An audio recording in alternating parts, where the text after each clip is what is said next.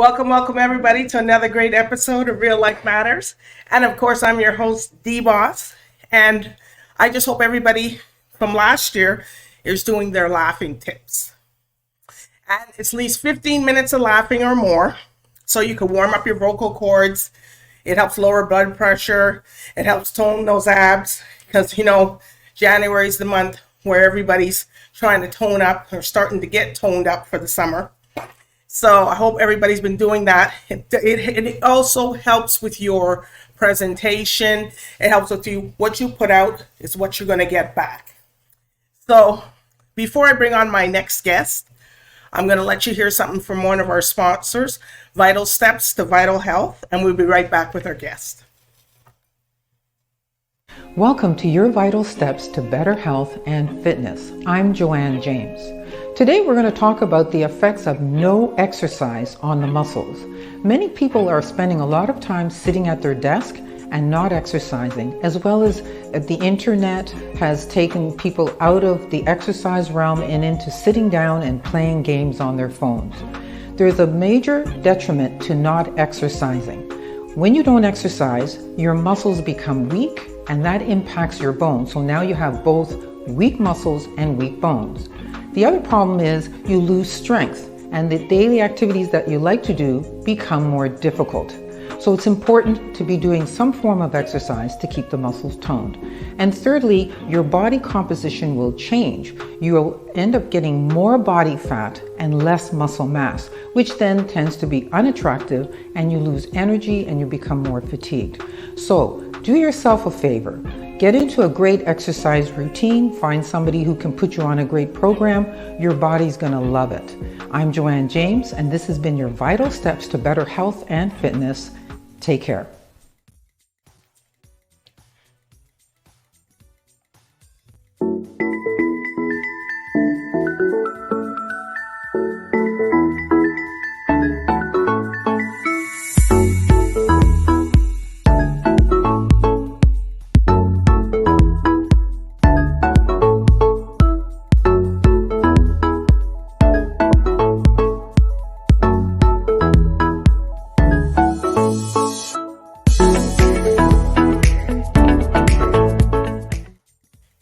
Well, I just showed a little commercial there, a little promo for CaribVision. Sign up for their app. Please, everybody can go sign up for it because it's something you could stream on your phone if you can't get to the website. So that's a new thing that they're doing now, and it's going to be continuing on for a while.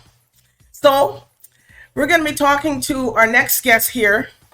She is the president and the founder of the Center for Intellectual Excellence. And then they're going to be talking about diversity. It's a diversity conference, and it's out in Calgary, Alberta. But we're going to find out all about it and why she wanted to start it and why she wanted to get into all that. So with no further ado, I introduce to you Dr. Fankah Arthur. Here you go. All right. Hello. Hi. It seemed like you were paused there for a minute. It's okay though. Before you come on. All right. So, here, what do you want me to call you? Hilda or? Yes. That's okay. Okay. All right, Hilda, here at Real Life Matters, everybody likes to know where everybody comes from and what's their background. Yes, I'm happy to share that. I'm from Ghana, West Africa. I lived in Ghana for 24 years of my life with my family. I come from the Akan tribe, which is in the western, the Ashanti region in Ghana. Okay. I moved to the United States, California, specifically to pursue my master's in 2008. And after I was moved to Canada, I started my PhD in 2016. So I migrated from Ghana mainly for education, and I have started my new family here. in Canada, living here with my husband and 3 children. Oh, okay. So that's why you got the last name Arthur. But I guess you get a lot of that. You're coming from either Germany because you got Hilda. Yes, I have a Hilda, and the Fankah is my maiden name. Right. Arthur is from my husband. He is from the Fanti tribe in Ghana. And historically, they had close contact with the British colonizers. So most of the people from that tribe picked up foreign names because of their contact with the colonizers during the colonial period. So you will see a lot of the fancies like my husband having those foreign European names. So that's why you see. Arthur, because Arthur, maybe I thought that maybe you're married out of your culture. But I guess you must get that a lot, right? Yes, I get it a lot. Okay, well maybe she married somebody English or somebody somewhere else, because you just never know, right? So whatever works. But it's also a benefit. Yeah, it is. And I have seen how it works in different ways. Like you have people find it easy to pronounce your name. And in the professional world, when there is a bias going on, they are not able to discriminate you against you based on your name. So it gets you a step forward, but it has its pros and cons. Pros is like example what I've just told you. But then when you get to a certain stage and people start exercising their bias, racial bias, then you see how it comes to play when you see your personality or your race and you do not want to move forward. So it's very important, and you have to read through the lines and decide how to interpret some of these actions for yourself. Well, it's kind of like my last name. Like my last name is Bostic, so you don't know.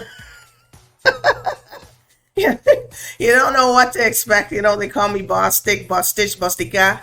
So it just all depends. So you just, that's the beauty of our culture. You just never know, because we're all blended up somewhere, somehow. Yeah. All right. So what made you're the founder. So what made you wanted to start the Center for Intellectual Excellence? Yes, as an immigrant, I came to Canada, like I told you, first, to pursue my education. When I started my PhD at the University of Alberta, I had to rely on the people. I connected with the Indigenous scholars at the University of Alberta, and they set me on a pathway of discovering myself. I always say that I learned more about my identity and built more connections between my education and my identity when I started understanding who I am as a person. And I focused on finding my identity and helping others find their own identity and help them connect who they are and what they pursue in life through their education through that process. So that's what I focused on for my PhD. But I wanted to take a step forward. And I noticed that there is so much that different people go through, and then others have gone through similar experiences. So why not share those experiences with others? So it will be one step forward for the younger generation or for anybody who wants to go on a similar pathway. I come from an educational background, and I navigated my way after teaching at the university for a while into working with both the provincial government and the federal government. So I built expertise in policies and program development. So I could only advise people when they come to me from an educational and policy or program development perspective. But what about others who want this process or support in law in other areas that I do not have the information? So I decided to create a platform, which is the Center for Intellectual Excellence, which will be a hub, like a resource hub for everybody who is looking for ways to navigate their educational and career pathway. And the information is there. Usually you find information thanks to the internet, thanks to all that we have around us. But people are not able to connect and find real life experiences guidance with the information they find outside. So it becomes very important when they get to talk to or connect with somebody, either based on their education, based on their background, who has gone through that experience, to try and break down that information for them. So we created the Center for Intellectual Excellence to connect people with the right resources that they need to be able to navigate the pathway and to help people who have gone through and overcome certain challenges and barriers to be able to share some of the strategies that they have used, which worked well for them, with others who are on similar pathways, so that they do not always have to struggle and spend so much time when others those them have already ways to overcome those, and to help the younger generation and others know of the successful stories that others have done. So it's basically a resource center for connecting people to the right information and supporting diverse populations, particularly marginalized people, because we seem to be underrepresented in most areas. And if it's resource and information accessibility that's the problem, then we are here to help people navigate that pathway. Okay. So basically people come to you to connect to, to find out if they could find the right jobs or if they're looking in the right places for something that applies to them, and people who are hiring. So you guys are like an outlet, like you're almost like a career agency, and also for newcomers that come. You do newcomers also? Yes, so part of our services is talent development, mentoring, counseling, and providing diversity and inclusion support. And most times we do not provide that one-on-one services, but what we do is we look for individuals and organizations that are providing these services, and then we connect the individuals or sometimes other organizations that are looking for these services to the right. So we do not provide that direct services to the people who come, but we create a platform where we can link them. Oh, okay. So you're like the networking to get everybody out. Okay. So this upcoming event you have, it's tell us a little bit about that. So that is a World Diversity in Leadership Conference. It's an annual event that brings together global speakers from all over the world. So as part of our mission of being a resource hub, there are so many discussions after the George Floyd uprising. So we decided to create a platform where we can help people from different places globally who are using different strategies and skills to navigate different pathways to doing their work in specific fields and in addressing specific issues, to share some of their ideas and strategies with everybody. So we started the World Diversity Leadership Conference, first one in 2021. Oh, okay. When we had the COVID restrictions. So the first inaugural event was virtual, and we hosted key speakers like Martin Luther King. And the topic for that first inaugural conference was highlighting the importance of diverse employees within diverse leadership as we were navigating our way through COVID. Because we realized that marginalized people who were underrepresented, were contributing so much throughout the COVID period. So why don't we find a way to let people share some of the skills and strategies and the contributions that marginalized people contributing, diverse population were contributing. Let them share those highlights, share those skills with everybody so that we in Canada, we all over the world would learn different from different angles what we are missing. Because sometimes the solution is not just around us. So why can't we learn from others all over the world? That's why we go with World Diversity Leadership Conference. We want a global perspective to every issue that we are addressing and then to broaden the perspective that we can bring into addressing them. So we started with that, highlighting the importance of diverse leadership skills. And the following year, 2022, we realized that these people were coming out of COVID. They were coming or introducing innovative ways. See how we were all relying on technology and virtual meetings and all that. So there were new innovations that were coming up. And there was research that showed that diverse populations were contributing a lot to innovation. So how was this being done? And how can we help people from all over the world share how practically they were using different strategies to move forward with them? So we titled and then came up with another theme for that year that was advancing innovation and entrepreneurship. Entrepreneurship because people were coming up with new ideas and to help them advance in the new ideas and help them build on whatever ideas they were building up in their head. Why don't we get other entrepreneurs who experience, for instance, in the field they were looking into to share new strategies? So we built a conference around that to help because that was the issue that was prevalent at that time.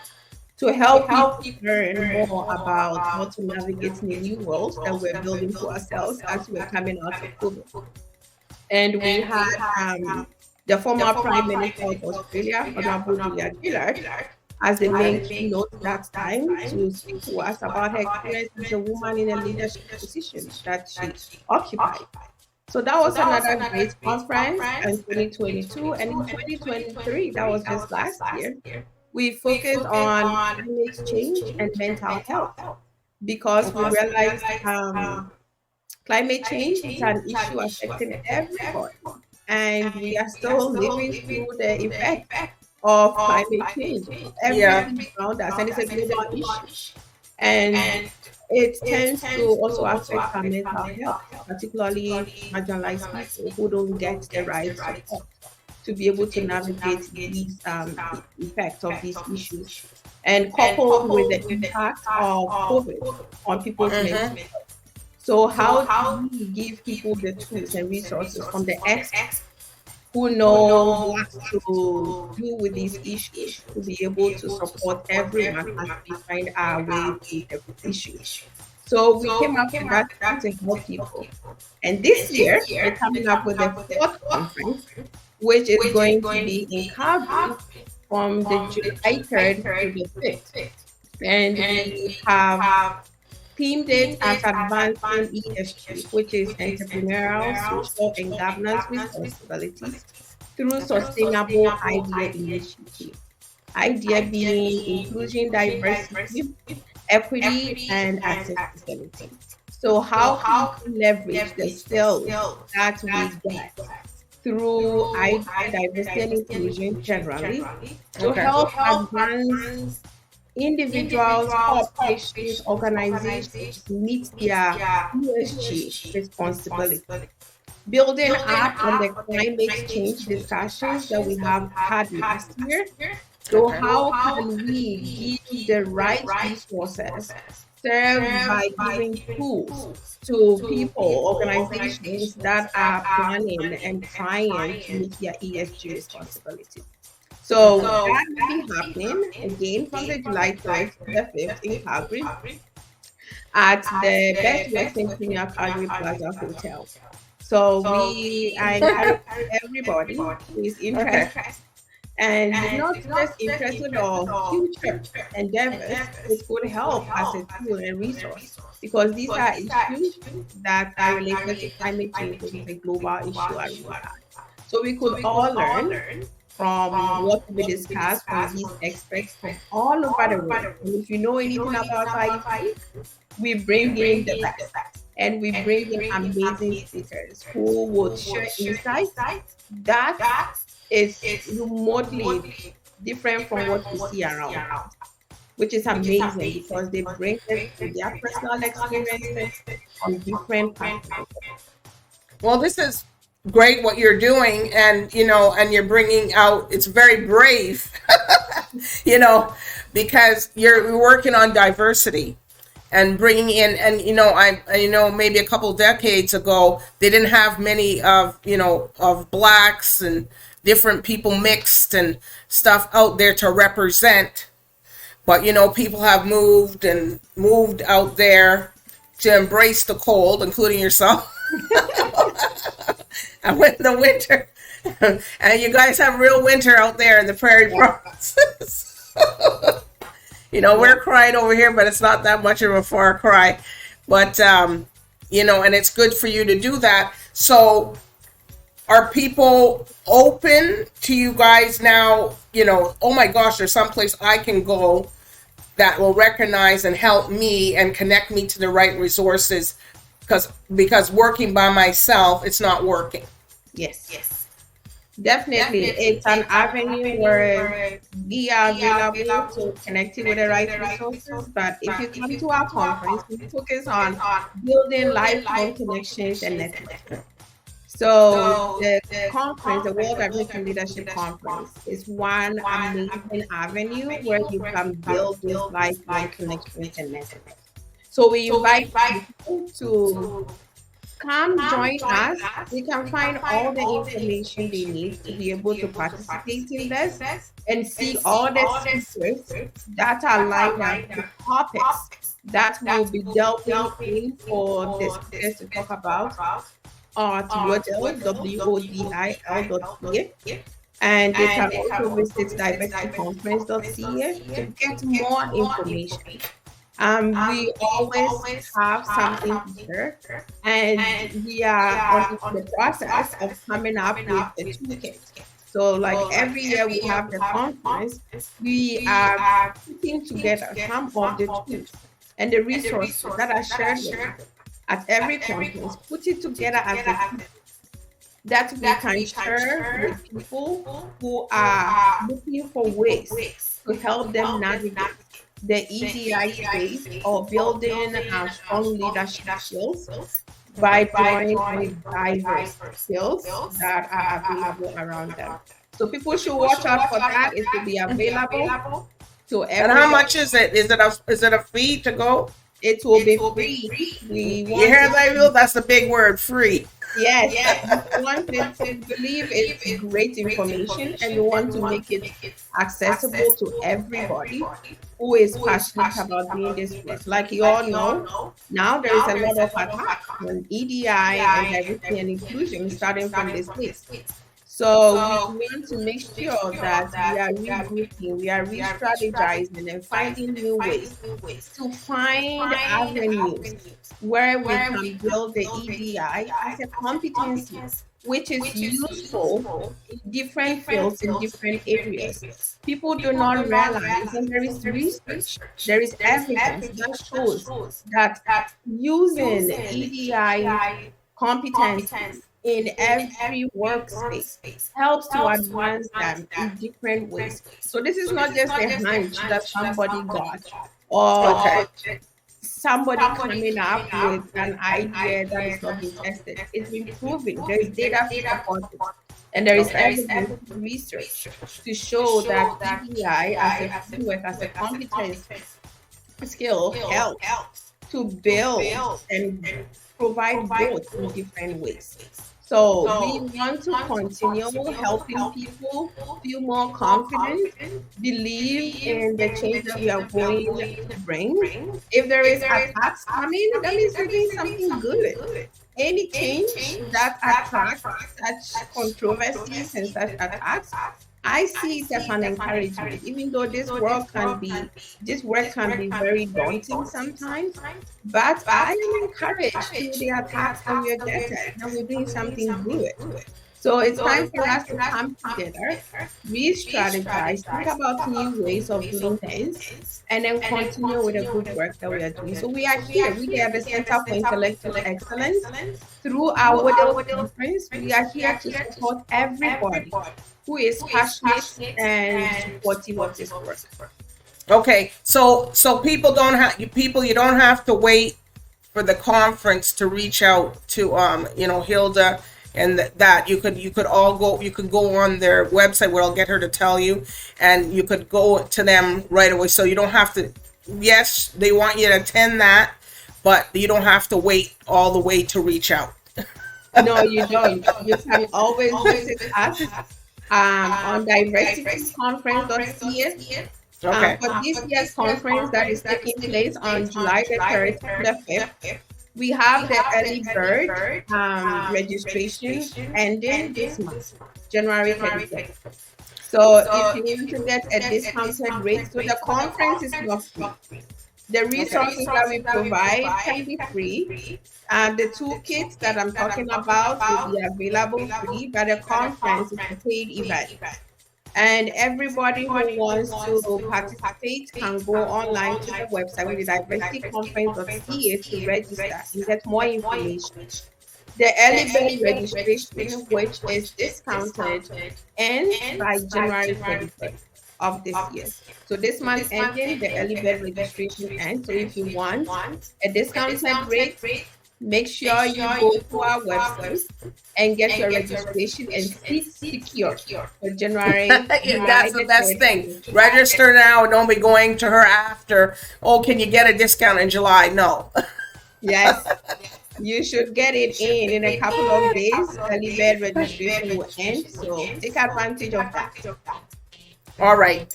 Okay, so they can go, but your regular website is different, right? You want everybody to go to diversity.ca? If you're looking for CeFIE resources, building connections generally, you can always go to Center for Intellectual Excellence, but particularly for the conference, which is the World Director Leadership Conference, which is one of our main events that we put up each year. That are global speakers. Go to diversityconference.ca. That is where you can get detailed information about the conference and how to register. Okay. All right. Well, Hilda, it was great for you telling us about all, the conference, what you guys do, what you're continuing to do for the communities out there and global. You're reaching people globally. You're helping people in mental health get situated, resources. So it's a win-win for everybody. So I give everybody, you're in that area and you're in, please go and register before, you come back and you say, oh, I can't get a spot. Yes. So, that's always the case. But I do want you to come back, Hilda, after the event, so you can tell us all about it and how it went, and maybe have a little footage yes, to show people what they missed. Yes, the missed in there. Definitely, I'll be happy to do that and share some takeaways. And you are also invited, DBoss. We would like to have you there. Yeah, well, virtually or physically. Well, I have to see if I can get over. I can get over there.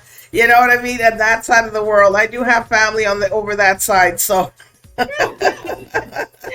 yeah, all right. So everybody, please go sign up, support. Do all the support you can do.